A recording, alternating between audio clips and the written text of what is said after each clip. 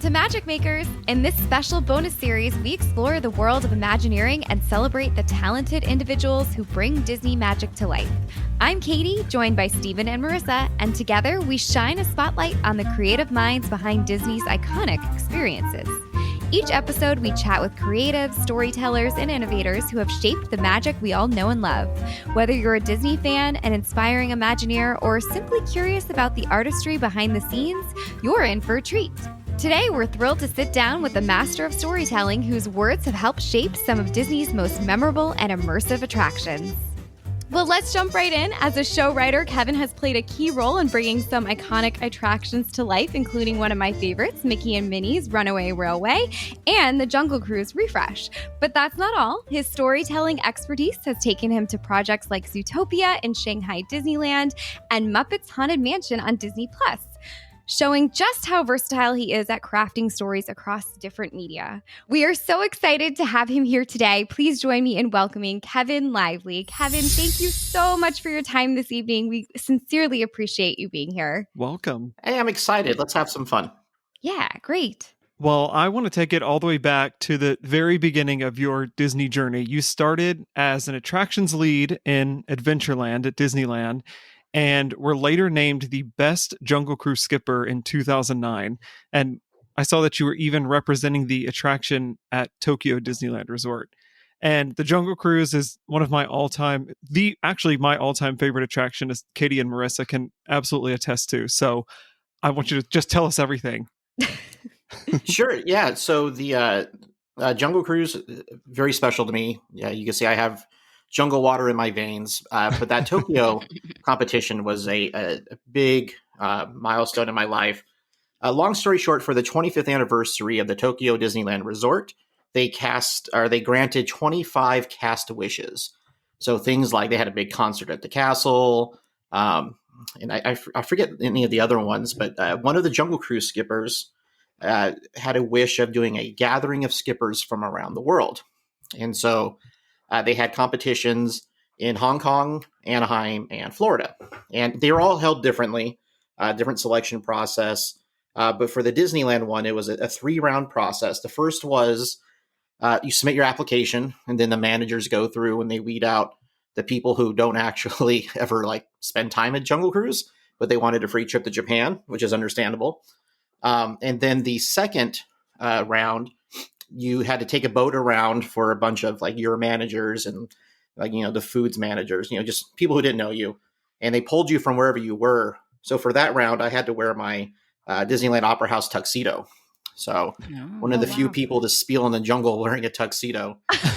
And then afterwards, they took us over to what was then Aladdin's Oasis, and it was still closed. And they were asking us questions, and one of them asked what's the story of the Jungle Cruise?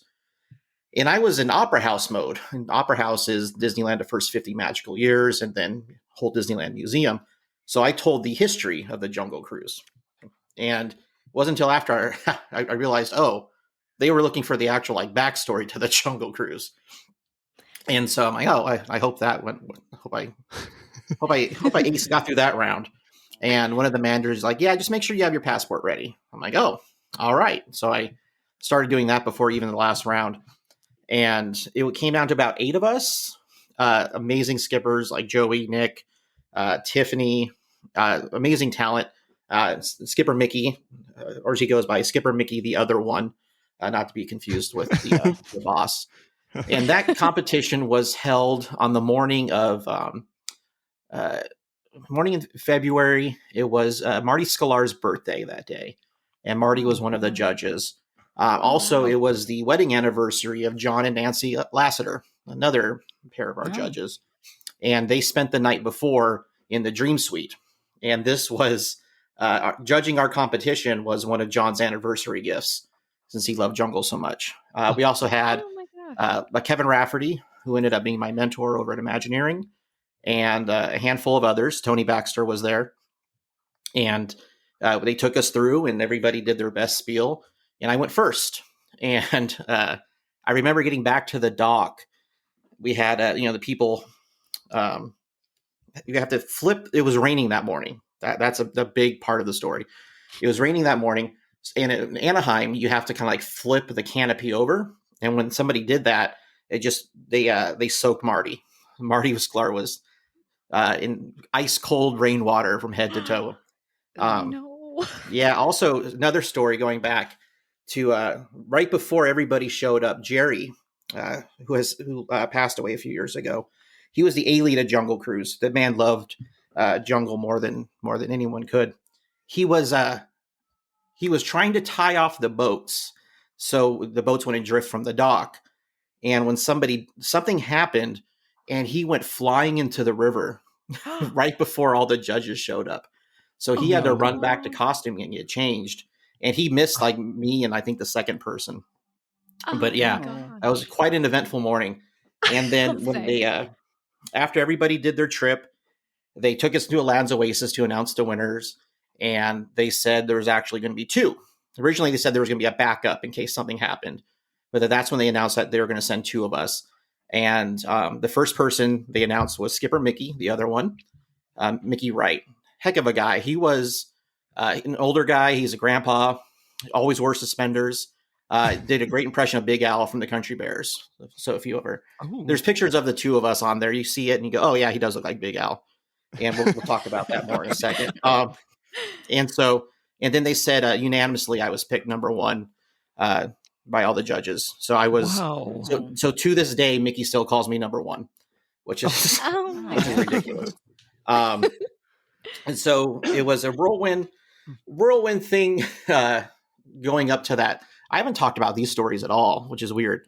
So you guys are getting a treat. So they give us like a crash course in like being a Disneyland ambassador. And it was the funniest thing. They had us talk with Ed Greer, who was the president of the resort at the time, who had just come from Tokyo.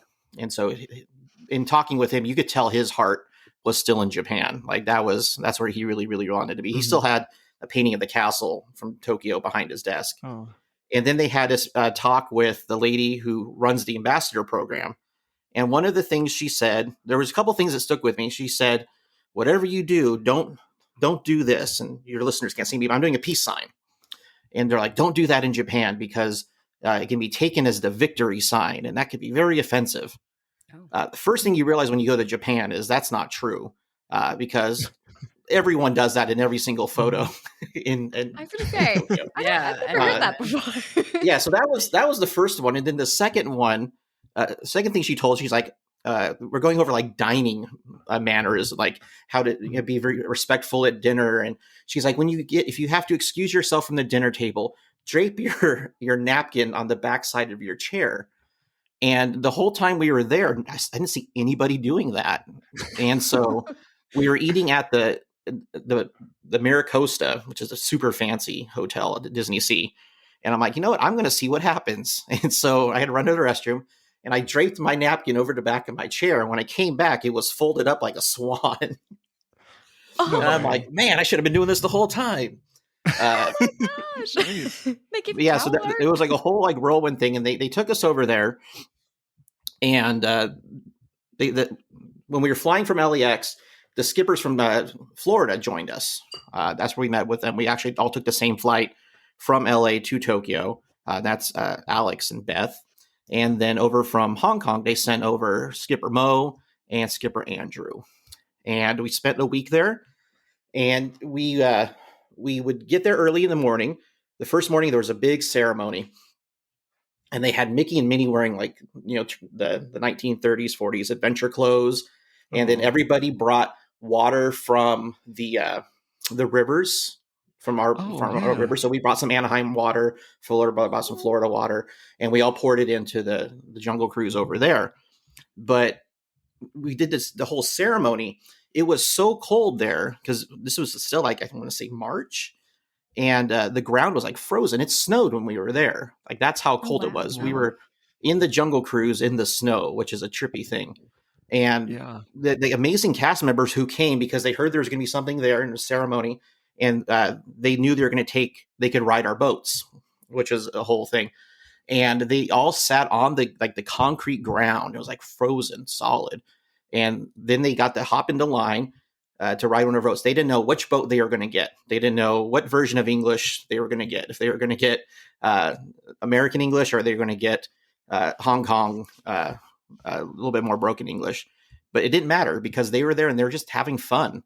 And then after that, we got to spend a whole day in like the training centers, and we were doing seminars and doing these crazy, I call it like the Rocky Horror Jungle Show, because we would play play the river behind us, and we would do our spiel, and then we'd had Q&A Q&A sessions. And I brought this up to somebody the other day, but one of the craziest stories was the Tokyo cast.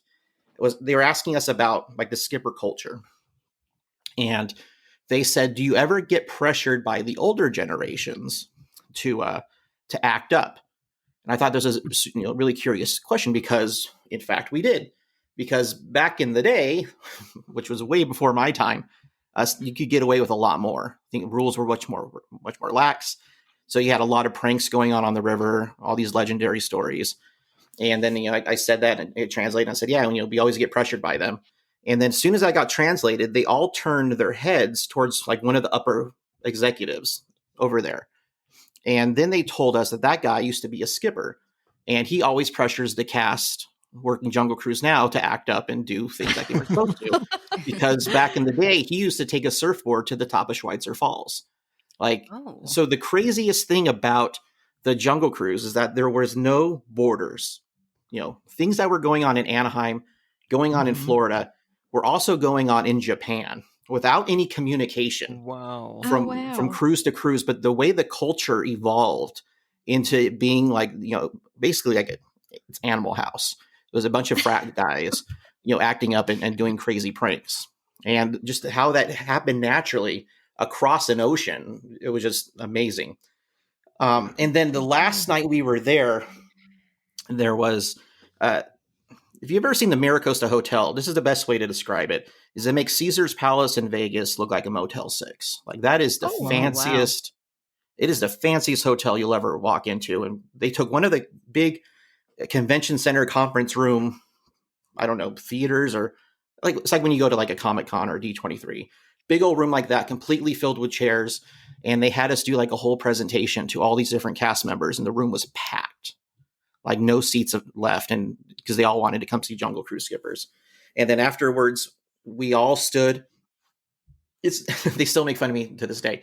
We all stood at the exit and let everybody who walked by, and said thank you for coming, and shook hands, took pictures, all that stuff.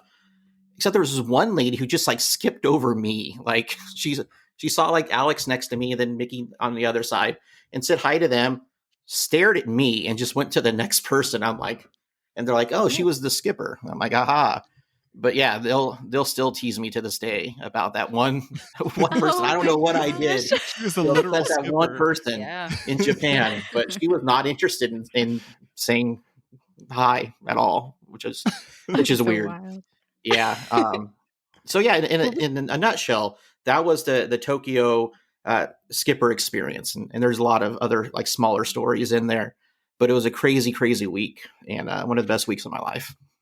I can imagine. Was this your first time visiting Tokyo? Oh yeah. First time out of the country. Wow. Oh my gosh. Wow. Yeah. What an experience. Luckily we got paired, Walt Disney Attractions Japan paired us up with some people who took good care of us, and they took us around the city. They acted as our translator. They made the reservations. Otherwise I would have been lost. Like I would have hopped on that train and you never would have seen me again. You'd find me crying in a corner somewhere. I know the feeling. Yeah. I was recently in China, and thankfully I was traveling with a native speaker. Otherwise, I don't know what I would have done. I really would have just been lost. So it's a good lifeline. Yeah, it was funny because one of the guides who was taking us around, like they were driving us around backstage, quickest way to get us around and stuff, especially because if we wanted to go from Disneyland and we wanted to go do something at Disney Sea, is unlike California Adventure and Disneyland, they're not facing each other. They're facing opposite directions. So it's like their two butts are backed up to one another. And so she was driving us backstage, and she's like, oh yeah, I haven't driven since I left the States. And she's been there for years. And she was driving like behind Jungle Cruise and like just like scraping the side of the van with all the overgrown plants that were. Oh She my was the gosh. nicest lady, but that was pretty funny. Wow. Oh my god. Do they do something like this like frequently, or this was just a one-time thing that they This wanted to? Yeah, this was for the 25th anniversary of Wow, Tokyo that's Disneyland. I crazy. don't think they've done anything for any other anniversaries. Oh, So it wow. Wow, was pretty that's so special. awesome. That's legit. Well, I have to know before we move on, what was your favorite joke that you got to tell on the Jungle Cruise? So it's funny because um, the first time we met Dwayne Johnson, The Rock, for the Jungle Cruise Mhm. movie, that's the first thing he said. And he's like, "What's your favorite joke?" And I answered it the same way I've always answered is, I'm like, well, if you don't do the backside of water joke, the people will tell you you forgot to do the backside of water joke. Keep in mind, it is not required at all. And, but if you don't do it, they will make a point to tell you that. But my favorite joke was one that was not in the spiel Okay. or the OG, as we called it. And my favorite joke to do was when there's a long line at the Indiana Jones adventure. Disclaimer: skippers nowadays don't do this joke. It's not approved. Then again, I don't work there anymore. Go for it. Have fun. So when you're outside the Temple of the Forbidden Eye, you say, right over here, folks, the Temple of the Forbidden Eye. Right now, Dr. Henry Indiana Jones is in there looking for the most precious treasure. They say that there is a toilet made out of solid gold. Isn't that amazing? And as you'll see, there's tons of people lining up for hours to use that legendary toilet. Oh, here comes somebody now. Then you yell off to the side to somebody exiting the ride. Hey, how was it? And because they had such a wonderful time on the Indiana Jones adventure, they say, it was amazing. And there you have it, folks. The legendary gold toilet is amazing. I love that. And I think you're perpetuating the older generation influence on the new skippers. Yeah. Yeah, it was funny because when I would tell my trainees is the script is your insurance policy. So everything in this script has been reviewed and vetted by Imagineering, by legal, by management, everybody. If you do a joke in here and somebody gets offended, it's not on you. However, if you go out there and you go rogue and you start doing jokes that offend somebody and they're not in the script, or they end up, I don't know how skippers do it nowadays with like Instagram Live and TikTok and stuff. Like, Yeah. I was worried about YouTube, like in early days. But I don't know how they do it now. I tell you, whenever I had a camera in my boat, my spiel was completely different. Just, I'm sure. Right on script. Fool. Yep. Yeah. That's Yeah. behavior for that one. Yeah. So it's like, hey, you guys want the good spiel? Turn off your cameras. But yeah, it's so that was your insurance policy. So if you want to go rogue and you offend somebody, that's on you. So Oh gosh. best of luck. Because managers, like, since 1955 have been hanging out like in the shrubs or above Schweitzer Falls. That's a real thing. That's a thing. Oh yeah, 100%. Yep. Wow. So just looking to make sure everything's on cue according to script.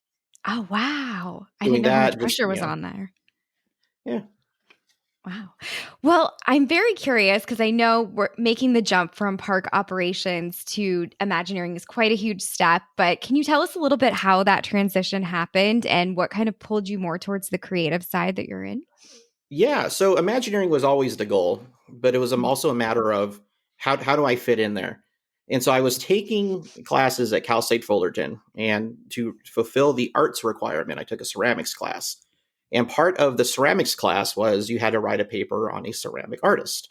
So I asked the professor, hey, can I do a paper on Blaine Gibson? He was the sculptor. So he's sculpting with clay in the Wed Model Shop for the early days of Disneyland. And they said, yeah. I'm like, all right, cool. And so I'm a cast member.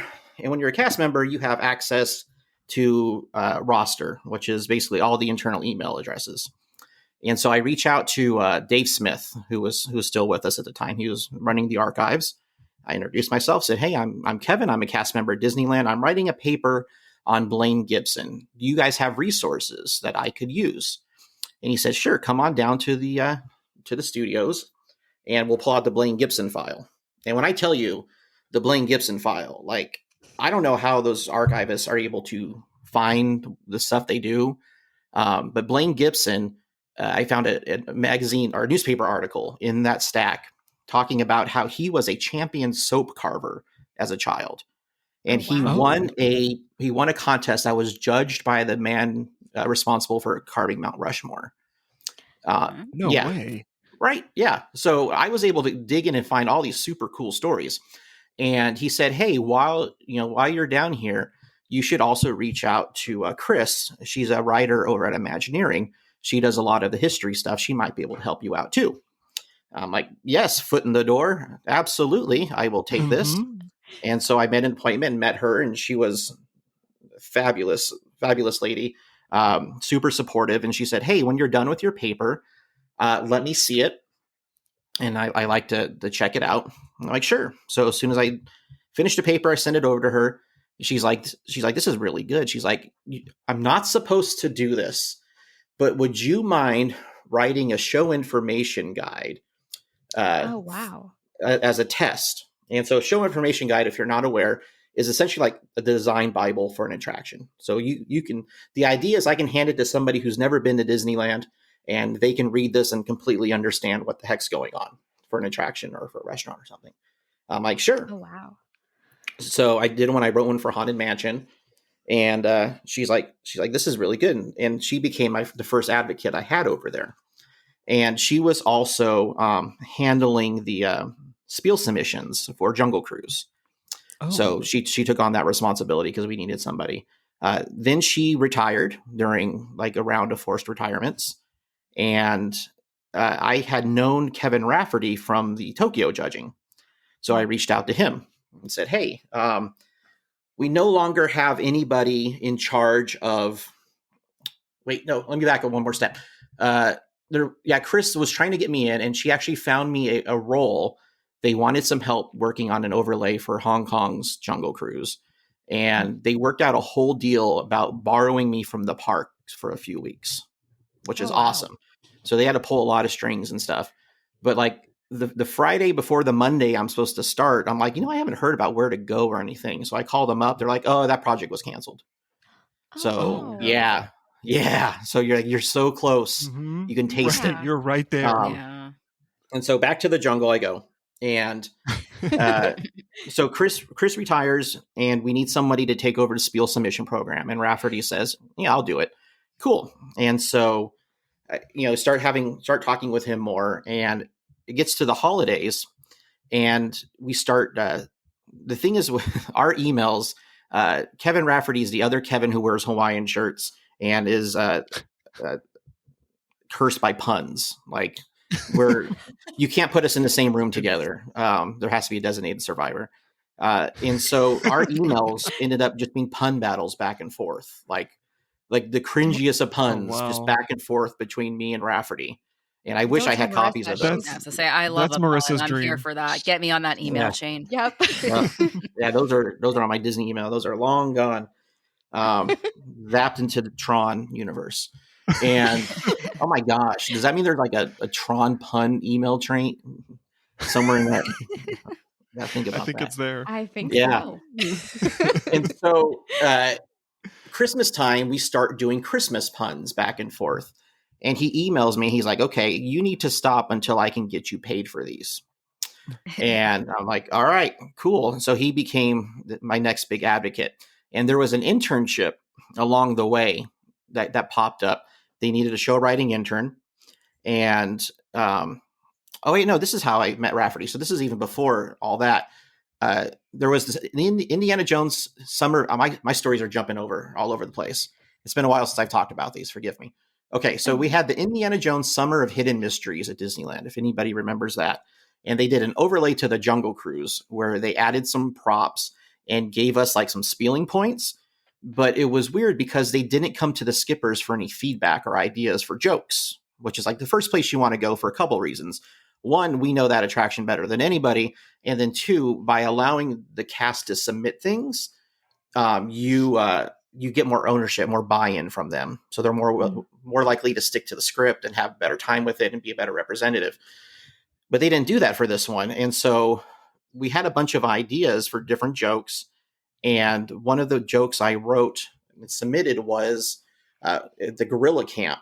And it was, "Over here, folks, the gorillas have taken over this camp. Why? The one in the back with the hat, the big one, that's Harry. And down here, the little guy, well, that's Harry's son, Ford. And that was the joke. Not my, That took me a not the second. best That joke. was good. And so No, when I we did that liked it. internship interview, I walked into the room and Rafferty goes, Harry's son, Ford. And so like he quoted my joke. I'm like, all right, sweet. I got this in the bag. So fast forward for that internship, didn't get it. Originally there were 2. I came in second, and they cut the second intern. So again, so back to the jungle I go. No, another no. another teaser. Yeah. And so I always compare it to that scene in Captain America: Civil War, where Black Panther's like hanging onto the car with the claws and like barely hanging on. Like that was my journey to Imagineering. And so so Rafferty becomes my advocate, and he keeps like trying to push for me and find something, but we would call it the mouse machine. Like it's a machine, and you just got to mind the gears, and it's a juggernaut. And so my wife and I had just found out we're having our second kid at the time. And I told him like, hey, I need to make the jump now, or I need to move back home and like work for my father-in-law. And so he was able to get me in to as a green badge consultant with the Blue Sky department. So Imagineering used to have a whole department of Blue Sky. And so they were able to get me in on some projects. And I was actually working at Disneyland for Disneyland and Imagineering for about 2 months until the lawyers caught on. And they're like, hey, you can't double dip. You need to decide if you're going to stay at Disneyland or go to Imagineering. I chose Imagineering for some crazy reason. Geez, guys, that's a tricky one.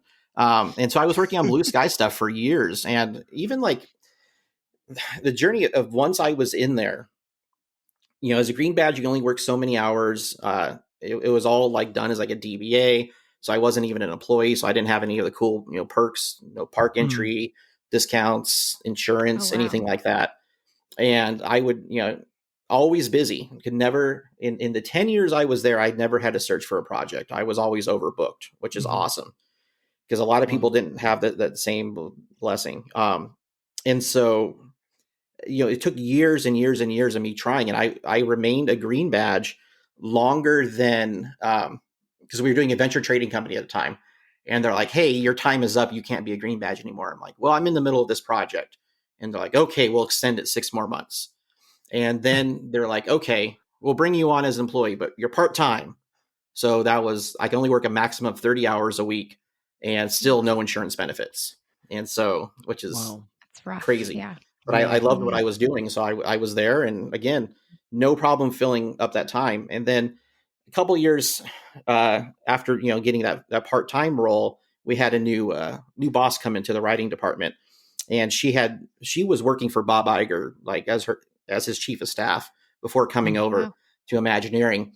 And she was, it was interesting to see a different perspective. Her name was Agnes. She was fantastic. She's at a huge magazine company now. But like, I remember the first meeting we had with her, our manager goes, hey, is anybody using the coffee machine over in the finance department? And she's like, why?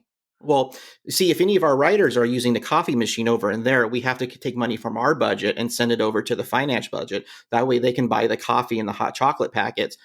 And the new boss just goes, are you serious? This is how you guys are spending your staff meeting times? Just buy the coffee. And then in meeting with me, she's like, oh, can you do this? I'm like, I'm sorry. I can only work 30 hours a week. She's like, what? This is ridiculous. And like a week later, I'm full time. So yeah. So it takes the right leader, and the right leader, can really make a difference. And unfortunately, she didn't hang around much longer after that. But that's how I was finally able to get full time at Imagineering after years and years, which is crazy. So when I have when I left the company, I had like my 10-year plaque, but in reality, I had been working for the company for 15. So, just shy of 15. So yeah, that's my journey to Imagineering. It's not very exciting. It's kind of sad and depressing, but it was, I loved what I was doing. In I a feel- way, you can thank Harrison Ford for Yeah. for That's really true. kind of pushing you through the door. And if I told him that story, he'd just look at me and go, "What are you talking about?" I feel like he'd love it. So jumping into your Imagineering journey, when you're crafting backstories for places such as Toontown or Zootopia at Shanghai, or developing characters for the Skipper Canteen, how did you balance authenticity with imagination to create experiences that resonated with guests? And I know you mentioned blue sky.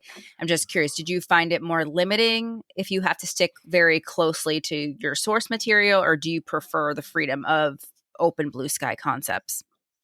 Uh, Everyone will tell you that they prefer, creating original stories, and it's Mm-hmm. 100% true because in part of it is like that becomes our ownership. That's something we can Mhm. point to and say we created. Whereas, even like Zootopia, as awesome as it turned out to be, and all the original work we did to it, at the end of the day, it wasn't our idea. We just Mm-hmm. took it and ran with it.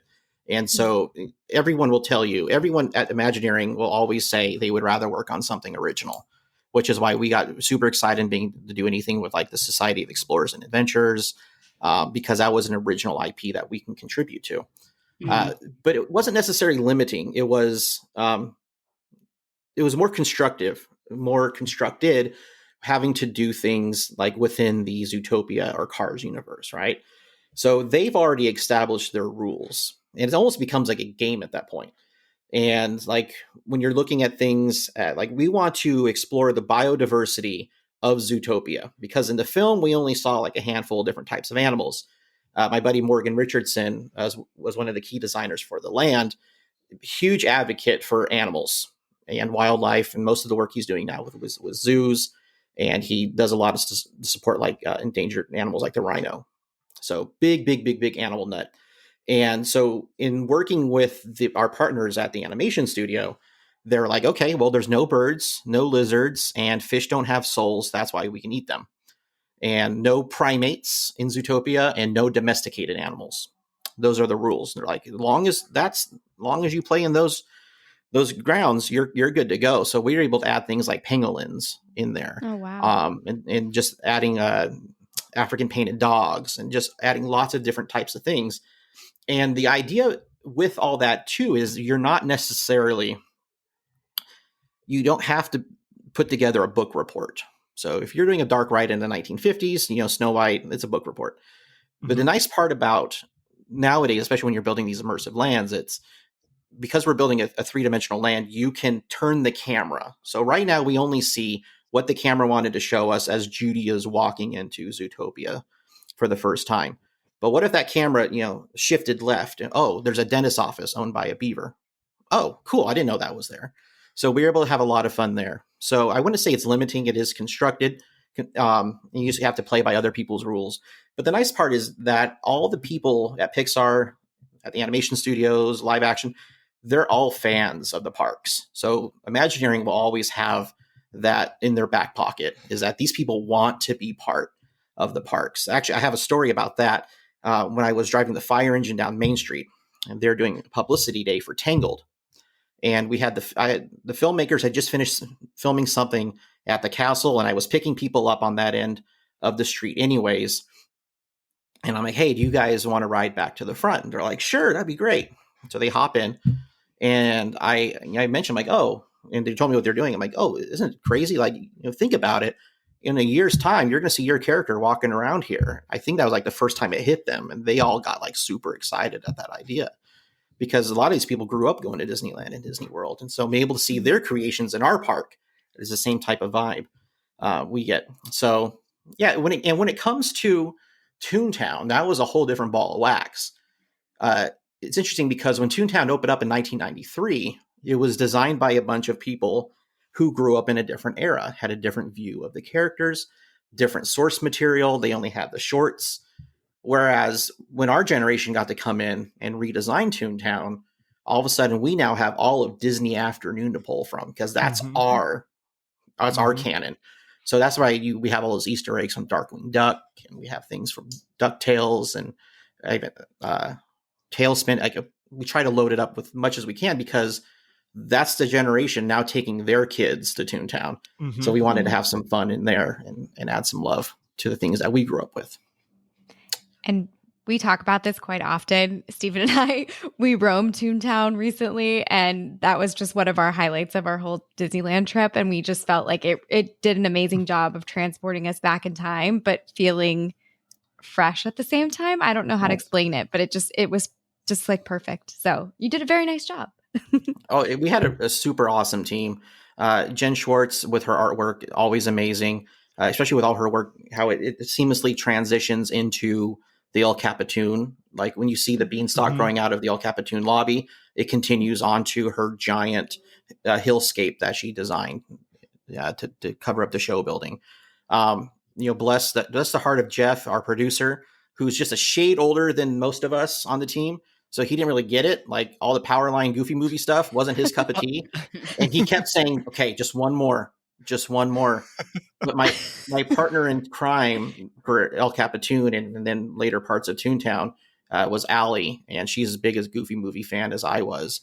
And so she would draw things in there. And she's actually the one who came up with power limes for the candy at the concession stand. That was her. I love that. Yeah. Never too many Goofy movie jokes. No. And I think my favorite one I have in there is, I don't know how many people have noticed it, but when you look into ticket booth, the lady who works the ticket booth, who's not sitting there at the moment, is the mom of the little girl from Lester's Possum Park. We have a framed photo of that little girl sitting on the desk, and there's a mug. I think it says my ugly mug went to Lester's Possum Park or something like it. Yeah. No way. Okay, we're gonna find that next I know, time. let's We're go We back. just have to go back and find this. Yeah. So we had some super awesome designers, and getting Bigfoot into the park. This was like my second or third attempt to do that, and being able to put like Max as like a Bigfoot hunter with all his friends. That was just my goal, to get Bigfoot somewhere into a Disney park. Is that in Goofy's house? That is in Fort Max. Like, so if you look at Max's fort, it's all dedicated to hunting Bigfoot. Okay. So we have the stake hanging on the fishing reel. We have a map of where Bigfoot's been spotted. I think they have some Polaroids up there. They have all their armor that they put on when they see Bigfoot to protect themselves. And that's where we have names like Goslin and stuff from Darkwing Duck. Wow. Yep. Is the creative process different when you're planning the story, like for different attractions or like part of a queue or part of a land? Like, is that process different in how you create the story or backdrop of it all? The process will always determine on when you're brought in onto a project. Ideally, like a writer, a producer, and a creative director should be day one, and quickly followed up by others on day 2 and day 3. But sometimes the writers aren't brought in until way too late because other people fancy themselves as writers, or there's miscommunication amongst the teams when you're trying to do like a global connected story like the SCA. Somebody over working on this park would be like, "Oh, we made this member part of the SCA," and I would go, "Hold up," and I have to pull out my big SCA Bible and say, "Okay, let's see if this fits our story, our narrative right now." Because a big part of it is, when all that stuff started 25 years ago, they were just cool Easter eggs that a few people knew about. But with everybody having a phone and a camera and the internet, like in the palm of their hand, you just can't do stuff like that anymore. And I think Marvel has been a good example of that. So, it all depends on when you're brought in as far as like the creative process go. But ideally, remember kids, day one, bring in the writers. Noted. It all starts with a story, we would say. Does I never really thought about this prior to today, but does every part of Disney have a story team that works on it? Like basically everything that comes together? Every project should have a writer, have a story. We like to say that like every popcorn cart has a story, and then not really. It's kind of just sometimes it just fits in. It also determines when it was built. Because having such a strong story, kind of like supporting everything as an experience is a relatively new concept when you compare it to like it's Snow White's Scary Adventure from 1955. So, it all depends.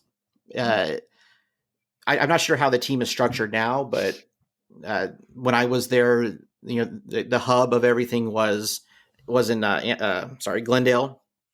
And there'd be local teams who worked on other like smaller projects, like any refreshes or anything like that. But any like big capital projects would usually come right out of Glendale with our writing team. Oh, wow. It's crazy that goes into it. It's making me think of like all the collaboration, and I'm thinking, when you're writing, are you thinking about how could this physically be brought to life, or are you just writing and leaving that up to somebody else to figure out? I think because my background working in the parks, coming from operations, like there's actually a surprisingly low amount of people at Imagineering with that background. Yeah. And so I think we just hear that naturally, like that's so ingrained in my head is like, how would this happen? I'm kind of thinking about that. But at the same time, you also have to realize that you have world-class talent surrounding you. So any crazy idea you come up with, there's somebody who can make it happen. I mean, I worked on a blue sky retail concept, and it involved, things floating in midair and landing in your hand. And we're like, oh, that'd be cool. I don't think we could do it. A month later, we go to R&D. They're like, here you go. And it's like, oh, okay, cool. So this is possible. And so, so sometimes you just have to ignore the voice in your head and going, oh, this doesn't make any sense. But also, when you're writing, I think that's one thing that people don't really understand is you can't really take a TV writer and plug them in to Imagineering, a movie writer, an author, things like that. I mean, you can, and you'll have, some success, but it is such a different beast writing for a theme park attraction, because if you're writing a movie, you have 90 minutes to 2.5 hours to tell your story. Here you are writing for maybe a 3-minute experience where everybody's moving and you don't get a fixed camera view. So you have to keep in mind things like that. And also, a lot of things I would do is I would also plant things for me to play with later on. So when it comes to like the Skipper Canteen in Florida, there is a bunch of like fezzes that members of the SCA would put on.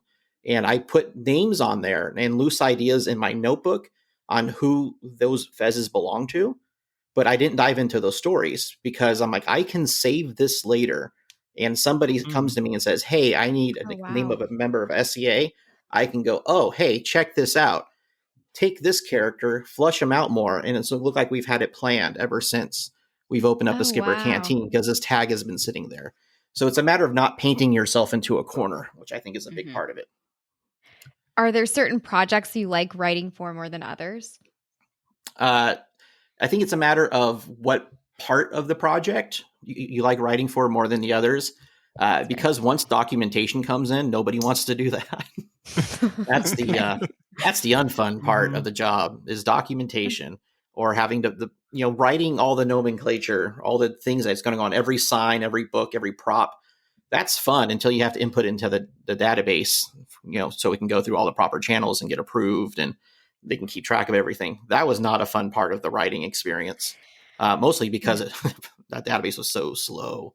So for like me to input, like if I wanted a street sign to say like slow down, I'd have to like type it in, and then it would take like over a minute for that thing to process and upload to like the system. And that was just like grueling work. Yeah. And I would be like, hey, can I just put this on an Excel sheet? It'd be a lot quicker. And I don't like Excel. Like, that's how much I hate this. Oh my gosh. But yeah, the documentation, not fun. Early stuff, writing the scripts, the treatments, adjusting for notes can get, especially when you're working with partners over at, with the studios or using somebody else's IP, you take their notes and you have to respect them and everything. And sometimes you just get like the most benign notes and you just have to, you work with them and you plug them in. And usually at the end of the day, it makes everything stronger. So, but yeah, getting all those notes and plugging them in, another grueling part. But, as you get closer to opening, we would be able to go in and start, helping train the cast, things like that. A lot of fun. Or going into the recording studio and working with like Larry the Cable Guy or Tony Shalhoub or others. That was one of my favorite parts of the job too. Pete Renaday, D. Bradley Baker, things like that. Like as someone who grew up wanting to do voice acting, like when I was really little, like that was like the part of the job I got to geek out to. because I love the parks. I love the Imagineering, but that became my job. But when I was able to like, oh, cool, I get to work with the voice of Henry the Bear today. Awesome. That was my geek out moment. Oh my gosh, that's so cool. I want to take it back to Toontown really quickly because I was thinking about the three of us are Disney Worlders, and we all were cast members at Disney World, and Marissa and Katie still live in Orlando, and we had done Mickey and Minnie's Runaway Railway many times, and so when Katie and I were in Disneyland recently, she had gone home and I was kind of in the park by myself, and I was like, well, it's really late, there's no line for Mickey and Minnie's Runaway Railway. And correct me if I'm wrong, but you worked on the queue for that attraction. Yeah. I told her, the next day I said, you have to come with me, we have to go back on this because the queue is telling a completely different story. And it blew my mind just seeing all of these stories that we've known throughout our entire lives brought to life in a 3-dimensional way, and experiencing that was so different. And we went and did it again. And I just, how did you come up with that? How did you feel about that? So experience? That came about because Kevin Rafferty was the original writer out in Florida, creative director for that attraction. And then when it was coming time for it to come to Disneyland, he's like, I'm going to retire. And so he threw me the keys to that. So I had to do some small modifications for the attraction as far as timing and stuff goes, and then some gags and, changing some of the signs in the cityscape, because those were tributes to people in Florida. So we changed those to being tributes to, other people working on the Anaheim version. I put a tribute to Rafferty up there. So if you look carefully, there's a sign that says Kevin's Aloha Ha Ha shirts. He's always wearing Hawaiian shirts and always making us ha ha. And so part of it was they already had the El Capitan decided, and Mickey through the ears was also decided. Everything beyond that was a complete blank sheet of paper for us. And so it was a lot of work going through Mickey's filmography and trying to find the props that would best represent. And so it was cool because I was able to go into some of my favorite shorts and pull things from there. Like my favorite Mickey short is Pluto's Christmas Tree, which is the Christmas one. That's the one I was going to say. Seeing the Chippendale candle. So the cool part was going there and basically writing down which short, which movie, and then what would the prop be, and then from there writing. Because when you see like the Sorcerer's Apprentice book, like on the screen, it's like just scribbles, but like people are gonna be able to go up and read it, so we have to flush things out, like, or the ledger on Mickey's Christmas Carol's desk, things like that we would have to fill out. But yeah, Pluto's Christmas Tree is my favorite. And I really, really, really wanted those candles and stuff. So I made sure to put it on there. And then we have Christmas cards up there. And one Christmas card is written from the kids of one of the creative directors. And another Christmas card is sent from my daughters. So that's how I'm always trying to sneak my daughters into their names into the different projects. So yeah, that's where you can find the hidden lively girls. I love that. Yeah. And then Lonesome Ghost, another fantastic short. And like, coming up with the dresser, I don't know what I originally had as a prop, but somebody suggested the dresser, and like, oh, then we could put the ghosts in there. I'm like, oh, cool, let's do that. And then I remember the creative director came up and said, hey, we do need copy for that Fantasia book. And because it gets water damaged, so we need to know what it says. I'm like, well, if it's water damaged, we don't need to write what it says. He's like, oh yeah, good point. And so, and then putting the plane crazy plane up there was, a little nod. There's actually 2 of those in Toontown now because we still have the one over at Mickey's Movie Barn. So that's weird continuity issue. And the concession stand was a lot of fun. So being able to, the best part about doing that was the concession stand with all the candy names and also the movie posters up in the front, because I love parody movie posters. Yeah. And so coming up with those with Allie again, and so like High School Gooficle, like I think that was her, like she was all about that one. I saw that one. That's great. I took a picture of that and sent it back. Yeah, we had a huge list, and we went with the ones that got approved, and we made modifications and make sure we balance out representation. Make sure like Minnie has just as much representation as Mickey and things like that. Mm-hmm. Super happy the Mouseketeer got put up there. Yeah. I think I wanted Mick Tracy also, but that got shot down because of licensing and stuff. Oh. no. But yeah, we were able to get Rocketeer in there, but I think like the catch is like that's the only one they can't make merchandise of. So, but hey, at least we got the poster, the Mighty Duck poster, or the Yes. Mighty Duck one. I used to have a little sculpture from the Disney store when I was a kid of Donald wearing hockey gear, and so that's where like that was like the source of inspiration for that one. And then I think it said like the real Mighty Duck on it or something like that, and so that's why we put that poster in there. Then able to include all the DuckTales kids was a lot of fun too. And then inside, doing all the different candy labels. I have some of them over there. I had them snag some, like the Golly Pops, and we have the McDuck coins, and a lot of them got approved, and they were made. And originally we were like, hey, you guys need to make these, sell them in the store. They're like, no, we're good. And then I guess like they decided, oh yeah, we probably should sell these things. And so, so it's pretty cool that they were able to start selling the candy in the stores. We didn't get a cut, but Oh, dang. Got to work that in the next time. Well, I do want to ask, I want to take it back to the Jungle Cruise for a second, but I want to ask specifically, I know you mentioned you worked with The Rock on it, and that you were a representative for the film, which is an amazing opportunity in itself, but pretty crazy. What's it like? That's insane. But what is it like to have that opportunity and kind of ensuring the attraction's legacy was authentically represented while also working on a film in that respect as well? Yeah. So the whole process of how that went down was really interesting because he went down to Florida, he made the announcement, and that was the first I heard about it. And I'm wow. Okay, this is odd. And then later that morning, I got a call from Agnes, the same executive who made me full time. Oh, she's like, hey, I need you to put together a presentation to show Dwayne they're coming tomorrow. It was like, oh my the God. pressure is on. Yeah, it was either like tomorrow or this week. It was like a really quick turnaround. I'm like, oh wow. Okay. And so I put together a history of the Jungle Cruise thing together, and it was cool. We did it in the Library of Imagineering. And that's also where all the art is stored. So the art team went through and they pulled all the original Mark Davis artwork, all the Bruce Bushman stuff and everything, and they had it all propped up. And so they took them back there, and they did their whole pony show with the light up map and everything. They do a fantastic job with their presentation. The team back there just loves their job. I love them to bits.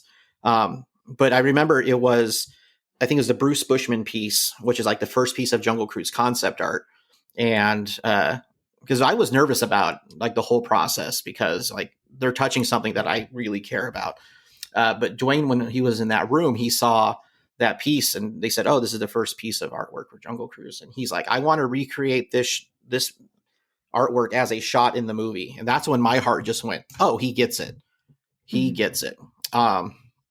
And so the whole production process and the release dates and everything, it was less than ideal with COVID hitting and stuff. And I really wish the film got some more love. But it was great, going out and meeting with Jama, the director out in Atlanta. So they flew me out there. I met with him and he walked me through all the storyboards, which were lined up in this office. And he had somebody there taking notes, and because they were like trying to pick my brain for Easter eggs and references and story ideas. And that's where like the idea of Rosita came up, adding Rosita to the film, because they're asking like, oh, is there a bird? I'm like, oh, we do have a bird over at the Tiki Room. And so that's when they made him like Paul Giamatti's bird and stuff, which was pretty cool. And other like small things. And we went back and visited the sets when they were built and they were filming. And then they flew me and my colleague Julene, who kind of like represented the Disney Parks original IP stuff. We went out to Hawaii for, let me see, we flew there like on a Tuesday and came home on a Tuesday to Thursday type schedule. It was a really quick turnaround. My first and only trip to Hawaii. It was a whirlwind, but it was cool going down there. We got to walk the sets with the set designer, and it was really cool. I was chatting with him, and I was wearing my boots and everything. It's funny because Carmen, who you guys may have seen from like all the Princess and the Frog stuff and everything, she came with us. Mm-hmm. But like she comes down from her hotel room and like she's wearing sandals. They're like, "Do you have any closed toe shoes?" And it was because we're out there like in like a reservoir, so it's like jungle out there, and I'm Oh, like wow. wearing my Red Wing boots and stuff. And we're walking around, and he's like, the guy who designed the sets, he's like, oh, hey, we can go over here. He's like, if you need to, you can go up the hill and to the left. He's like, but I'm just going to walk around the rim of the edge of the river. And sure enough, there was a pathway maybe like 12 inches wide. And I'm like, I'm going to go with you. And so I went with him. We were walking along and like climbing over roots and rocks and bushes and right along the river's edge. And he didn't realize it, but he actually recreated a real thing that the skippers have to do. And that's going on safari to like clear a sensor or, pick up, move some leaves or, get a duck to move or something like that. And that's what the pathways are like when you're walking back on Manhattan or Catalina, which is what we call the islands. But he somehow recreated a part of Jungle Cruise skipperdom that we didn't even tell him about. And so cool. it was really cool when we got up to the building where the bar was. That set, we had to wait for them to stop filming and stuff. And Jama, the director, comes up and gives me a big hug. He's like, "You want to see Rosita?" I'm like, "Yeah." And so he takes me upstairs, and Dwayne's up there with the bird. Bird's name was Lover. It was actually a boy playing Rosita. And so I got to meet the real life Rosita, which was pretty cool. And then we had a good time. We chatted with everybody. We took pictures with Dwayne that we never got copies of. So The Rock, if you're listening to this, we never got our pictures. Send him back. Yeah. We'll send him a link. Yeah. He's driving in a giant truck right now going, "Oh, crap." Yes. It's like, I'm glad I didn't miss but this Idiot's Guide episode. Yeah, but during the entire production process, like, I was getting emails from the producer asking me questions, asking for jokes, and hey, we're filming a so scene crazy. and Dwayne's taking a bath in the river. Is there a joke that can go here? And I'm like, oh, grab a bar of soap so you can wash ashore. That's one of our jungle jokes. And I remember he's like, hey, we need a joke at the very end where they're riding in a car. And so I write a joke, and it's actually the last joke in the movie is the one I wrote. Oh, and sent wow. over. Yeah. That's crazy. So that's pretty cool. Yeah, it's the one that Emily Blunt gives, like, "Oh, you're exhausting." Oh Good my old car humor. gosh. Wow. That's Okay, crazy. I'm watching this right after. I know. we I hang want to up. just I go watch it know. again. So yeah, I mean, being able to represent the Jungle Cruise and fill it with the Easter eggs and give it the love it deserved. I mean, it was an honor. So I'm proud of that work we did on that. Yeah. Well, not to put you on the spot, but since our show is all about dreaming up our own original projects for Disney parks, we love to ask all our guests if you can create any Disney experience with absolutely no limits. So we always say there's no budget, absolutely no restrictions. What would it be? And it doesn't have to be tied to any existing IP, just anything that might come to your mind. Well, I'll just give you the pitch of the thing I always wanted to do. It's not like big or fancy or anything, but I just think that the possibility could be super rad.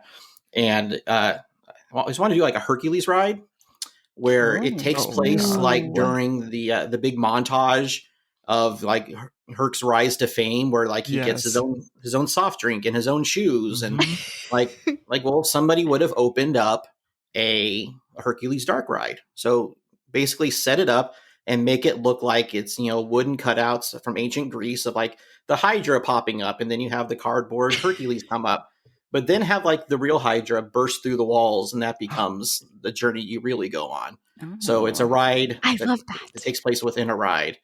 But yeah, it's like you have better luck getting a Robin Hood attraction. Darn. Yeah, we always say Hercules does not get the fame it should. No. I'm not even the biggest Hercules fan. I just like that idea of, it's I like it. The other one I always wanted to do is I wanted to do a 1950s B movie attraction, where the idea was that you are going to this small town, and it's like the town of tomorrow, run by nuclear energy, and you're getting your tour, and you hop into your convertible to take your tour around town.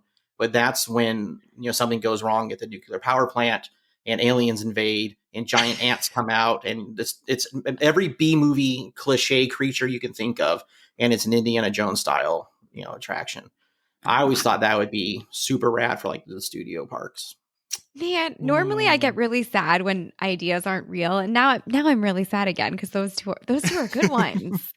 Yeah. I want to ride those. So, but I mean, I there's things I pitched over the years that got shut down like immediately, and then they get announced and they opened, and it's like, oh, I see how it is. Okay, cool. Yeah. Yep. So that's part of it. It's Yeah. no good idea dies. It just sits on a That's shelf right. waiting for its day. It's all the right timing. Mhm. Well, So, yeah. Well, before we wrap up, we wanted to give you the opportunity to tell our listeners about your company, your podcast, anything that you want to share where people can find you and stay connected with you, however you want to share. Oh yeah, so this is actually a good segue. I mean, you guys like talking about coming up with your own attractions and stuff. So the number one question I would get from kids when I worked there was, how do I become an Imagineer? And there's like no resources out there. There's books. There's some really good books, but I don't think a new one has come out in years. And then I was mixing that with all these subscription boxes my daughters do. They get STEM, arts and crafts, history, cooking, all these, like we have stacks of subscription boxes in our house. And I'm like, oh, well, what if we kind of combine these two? And so I created Imagine What? It's world building in a box. So every month you get a magazine and there's a story prompt. I call it like a high level treatment. Remember I said, writers should be there day one. So the story treatment in there is the version of the story that the writer's not there on day one. So it's a very high level thing. And so like in the first one, it's like, oh, okay, so there's a ghost town and there's a dried out river and there's real ghosts that live there. And the rest, that's just becomes inspiration for you. How you want to interpret that story starter is up to you. If you want to go ahead and take it in this one direction where you turn it into a beautiful scenic painting, cool. That's your artistic expression. If you want to write a story, if you want to create a recipe, if you want to write a song about it, this is to help overcome that dreaded blank sheet of paper that Marty Sklar would talk about. So sometimes, I'm a writer, I'm married to an artist. I know that sometimes creatives just need that little kick in the butt to get started. So that's what this aims to be.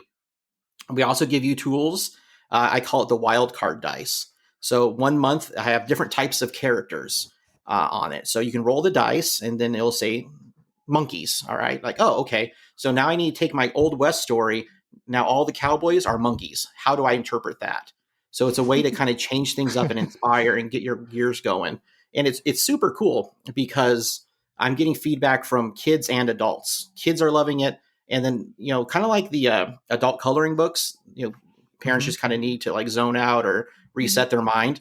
One of the subscribers reached out and said, I had to set aside and I finally got time to myself and I was able just to zone out and do the activity. Because every month also comes with a world building activity. So the first month we made little tombstones, like all of the Haunted Mansion kind of inspired things, if you wanted it like that. Or you can make it very serious based on a character in your story. And then we did maps. And then next, after that, we had ornaments. And so how do you interpret, if your world doesn't have a traditional Christmas or traditional holiday, how do you create one and how do you express it? And then we also have every month a different interview with a pro. I know lots of really cool people. So I'm like, hey, let's talk to them. So we've had theme park designers, we've had authors, we've had video game designers. By the time this airs, I have another artist coming on who specializes in tiki artwork. And so every month you get a full interview included with that. And then other tools you might need to help you in your world building. And so if you want to subscribe to that, it's imaginewhatbox.com. It's a lot of fun. It's just a little side project I'm doing. I'm still freelancing. I've been working on crazy projects like Halloween at the Winchester Mystery House, which is, if you've never done that, you take one of the world's most haunted locations and you put a haunt inside of it. It's pretty rad. And I got to play with alternative histories, which I love. What else am I doing? I have artwork on the side. It's kind of slowed down. skipperkevinart.com. If you like any tiki jungle art, I'm your person for that.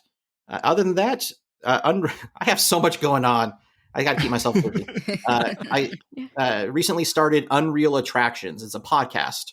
At the time of this recording, we have one episode out. I'm scheduling the next ones right now. But the first one was okay, so the premise is real life theme park designers like myself and all my friends. We dive into the fictional theme parks of movies and TV. So the first episode I brought on my buddy Noah, who does amazing Disney stuff on TikTok with music, but he also started as an intern at Imagineering. That's how I know him. And we did a deep dive into the operations of Lester's Possum Park, the operations and No lore. way. Yeah, so it's 45 minutes of two former Imagineers talking about the logistics, the budgets, the operations of Lester's Possum Park.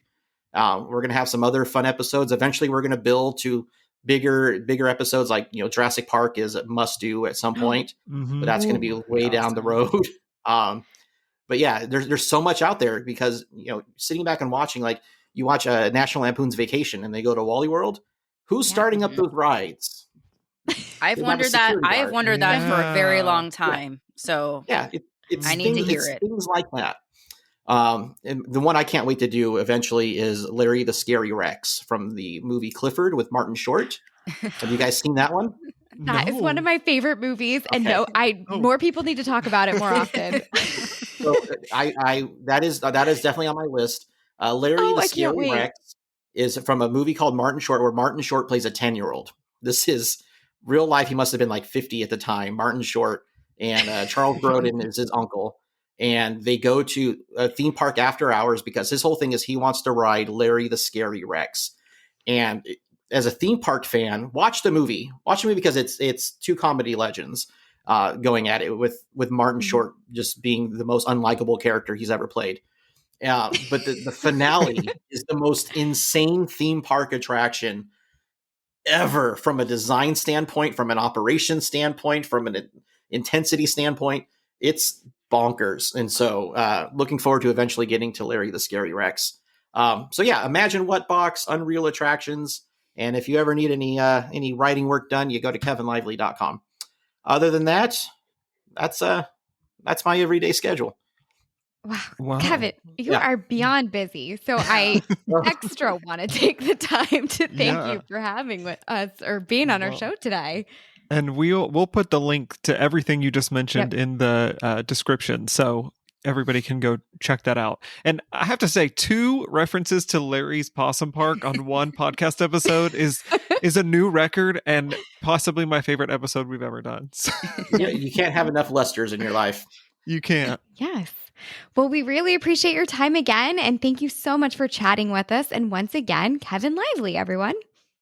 Thank you. Have a magical night. And remember, there's always more magic on the way. Tune in every Monday for the latest original Imagineering projects on Idiot's Guide to Imagineering. We can't wait to share our next proposal with you in just a few days. Until next time, keep drinking. Sorry, let Marissa say that. I was wondering if it shouldn't be me. Okay. She's like, I've said enough. I'm like, until next time, keep dreaming big, because if you can dream it, you can make a podcast about it. Bye. Bye. Bye. Do you want to do that intro for him again? Or do you want just for your own? Just in case. Yeah. In case it sounds better. Okay, let me go up to the top. Okay. Well, let's jump right in. As a show writer, Kevin has played a key role in bringing some iconic attractions to life, including one of my personal favorites, Mickey and Minnie's Runaway Railway and the Jungle Cruise refresh. But that's not all. His storytelling expertise has taken him to projects like Zootopia in Shanghai Disneyland and Muppets Haunted Mansion on Disney+, showing just how versatile he is at crafting stories across different media. We're so excited to have him here today. Please join me in welcoming Kevin Lively. Okay, I'm hitting stop.